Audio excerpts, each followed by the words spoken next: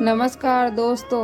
एक गांव में भोला नाम का व्यक्ति रहता था। वह अपने नाम की तरह ही भोला व सीधा साधा था।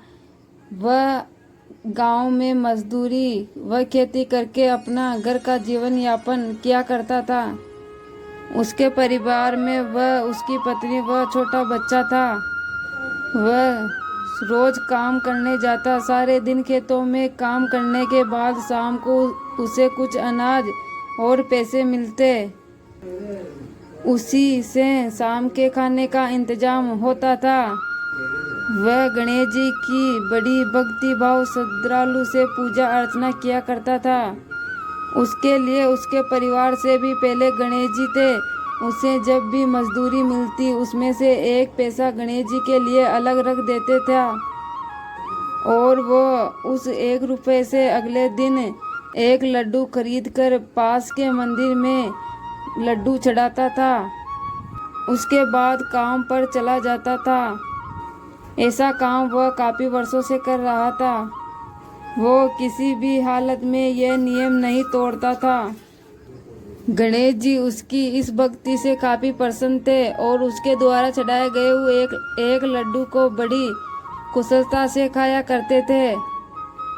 उस मंदिर में काफ़ी लोग आते थे और वहाँ सोना चांदी व प्रसाद चढ़ाया करते थे, परंतु वो लोग कुछ मनोकामना पूर्ण होने पर ही ऐसा काम किया करते थे और किसी नियम का पालन नहीं करते थे।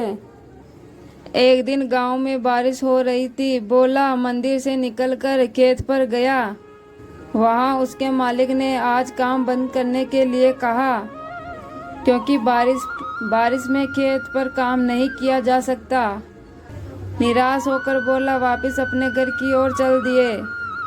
आज काम ना मिल पाने से उसके परिवार भूखा रह जाएगा, उसे इस बात की चिंता थी। परंतु उससे ज़्यादा उससे उस बात की चिंता थी कि कल गणेश जी को लड्डू का भोग कैसे लगाएगा। जब वो घर पे आया तो उसकी पत्नी ने कहा, आप गणपति जी पर विश्वास रखिए, वो कुछ ना कुछ अवश्य करेंगे। रात के समय वो पति और पत्नी दोनों भूखे ही सो गए। भोला को नींद नहीं आ रही थी।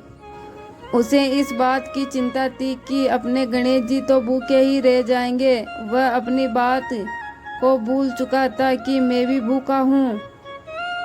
उसी समय कैलाश पर्वत में माता पार्वती और शंकर भगवान साथ में गणेश जी इस घटना को देख रहे थे। जब भोलेनाथ ने गणेश जी से प्रश्न किया, पुत्र गणेश, आज तुम्हारा भक्त संकट में है। वह अपने से ज़्यादा तुम्हारे भोग के प्रसाद के लिए दुखी हैं। उसके कष्ट का समाधान कैसे करोगे? तब गणेश जी ने कहा, पिताजी, आपकी कृपा से संसार में मेरी ख्याति विधिहर्ता के नाम से भी हैं। आप सुबह की प्रतीक्षा कीजिए, मेरे इस भक्त के सारे कष्ट दुख समाप्त हो जाएंगे। सुबह भोला उठा। वह नहा धोकर मंदिर जाने के लिए तैयार हुआ, पर उसने सोचा आज वो गणेश जी के सामने लड्डू का प्रसाद कैसे चढ़ाएंगे, और वहाँ तो पुजारी भी आज उससे पूछेंगे लड्डू नहीं लाए, तब मैं उनको क्या जवाब दूंगा। तब उसने सोचा, मैं आज मंदिर ही नहीं जाता, दूसरे रास्ते से खेत पर चला जाता हूँ, जो होगा देखा जाएगा। वह दुखी मन से दूसरे रास्ते से खेत की ओर चलने लगा। वह कुछ सोचता हुआ जा रहा था, तभी उसे ठोकर लगी और वह जमीन पर गिर पड़ा। भोला उठा और देखा नुकीला पत्थर एक रास्ते में गड़ा हुआ है। उसने सोचा, जैसे मैं गिरा हूँ कोई और भी गिर सकता है, इस पत्थर को उखाड़ देता हूँ। उसने बहुत बड़ी मेहनत से उस पत्थर को उखाड़ा।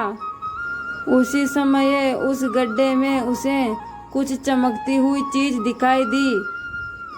उसने उस खड्डे को तोड़ा और खोदा तो उसमें से एक मटकी निकली, जिसमें सोने के सिक्के भरे हुए थे। भोला समझ गया, विघ्नहर्ते गणेश जी ने अपना चमत्कार दिखा दिया।